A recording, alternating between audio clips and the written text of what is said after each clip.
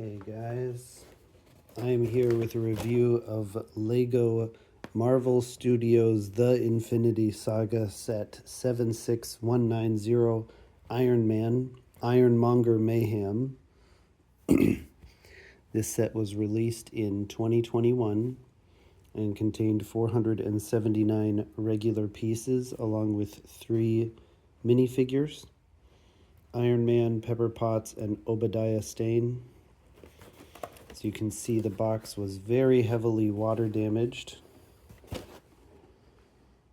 in a flood. Luckily, I was still able to build it and everything seems to function properly. The stickers also stuck properly. So before we get to the set, let's take a look at the instructions and stickers. There are stickers with this set, as with most of the Marvel Studio sets. So you can see not quite 20, but over 10 stickers, 15 it looks like. They're on clear plastic. Luckily this survived the water damage. We also have the instruction booklet with some damage, 102 pages. Some advertisements and the extra pieces in the back, and a total of 194 or so steps. 195 steps. It's like most of the other machines. I think this is a good ratio of pieces to be blocky, but also not too many pieces to just for pieces' sake. Now let's take a look at the minifigures. So we have 3 minifigures here, as the cat kicks all of the extra pieces around. This is Obadiah Stane. His beard looks a little strange, not wrong, but from a distance it really looks like it's some kind of mechanical breathing apparatus, like from Star Wars. He has a nice 3-piece suit on, with a gold chain going across. And we have Iron Man here. I don't know which version this is, but he has double-sided printing on his face. Obviously, Obadiah does not. So this Iron Man looks like most of them.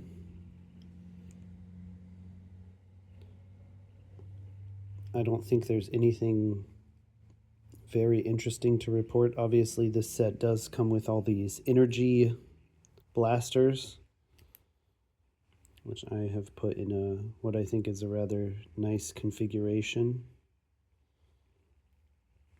And then we have Pepper Potts here. I really like her as the purple Iron Man, but here she's just in her suit. Slightly off-center, which I think is interesting. She has 2 faces as well, kind of standard one. There are freckles there, but very hard to make out in the camera. And this slightly more angry or determined look. I actually like the minifigure more than the actress. There are extra pieces here, as you can see, but since this potentially grumpy cat is guarding them, I'm going to just leave them as they are. Try to take a picture later. Tony Stark does come with an extra hair piece,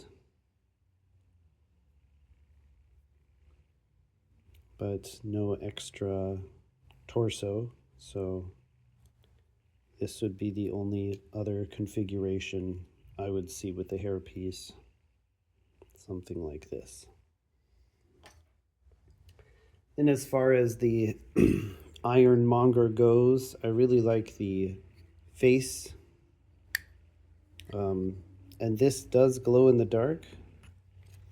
So obviously the sticker hampers some of the glow-in-the-dark, but it does work. Unfortunately, that is the only glow-in-the-dark piece of this set, and there are very few glow-in-the-dark pieces with Lego anymore.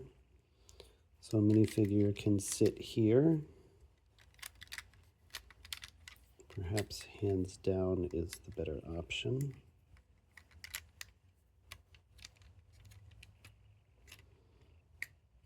And it does close, but as you can see, there is a very large gap on the side. Really doesn't, this is closed all the way. This is touching the front. So it looks good head on, but slightly off. You can definitely see the minifigure inside. They really didn't do much to close that gap, or maybe there's not too much they could do. They could try to add some pieces perhaps on this area. Other than that, it looks quite beefy, as it should.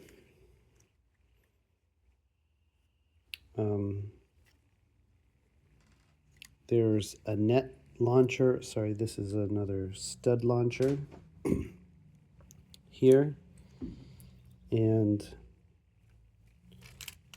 there's articulation here and in the legs. The knees do not bend, which is perhaps okay.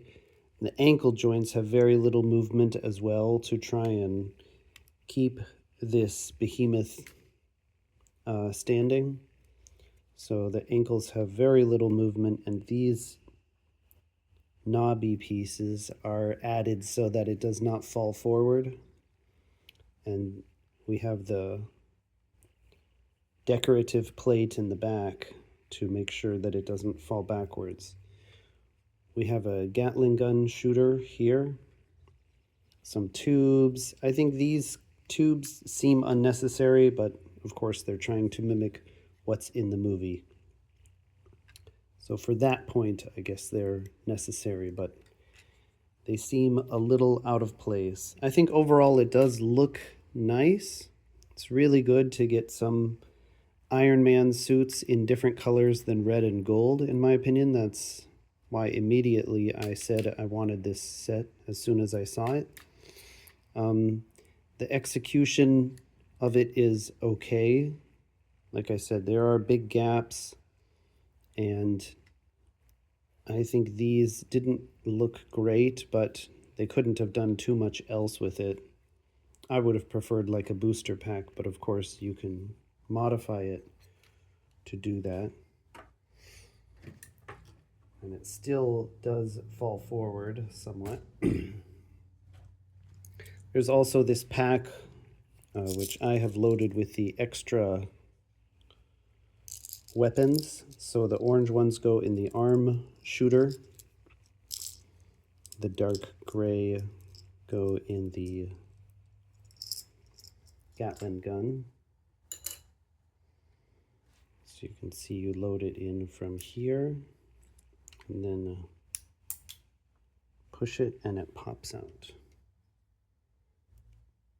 But this also popped out as well.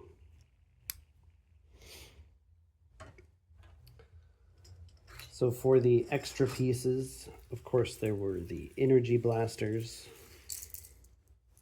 So we have those as an extra piece. But you can see there are quite a few extra pieces. Okay, the helmet doesn't count technically. I like this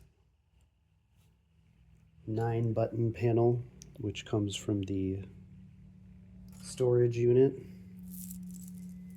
Other than that, mostly just normal gray pieces. So I think overall it's, again, very nice and refreshing to have a non-red and gold Iron Man suit. The execution wasn't great, but it was okay. The retail price was $40, so for the piece count, that's acceptable. And again, this was blocky with good detail, but not overly blocky to just use pieces, I think. So I would say it's above a 3, but perhaps below a 4, either 3.5 or 4. Let me know what you think in the comments, and I will see you guys in the next video. Thanks for watching.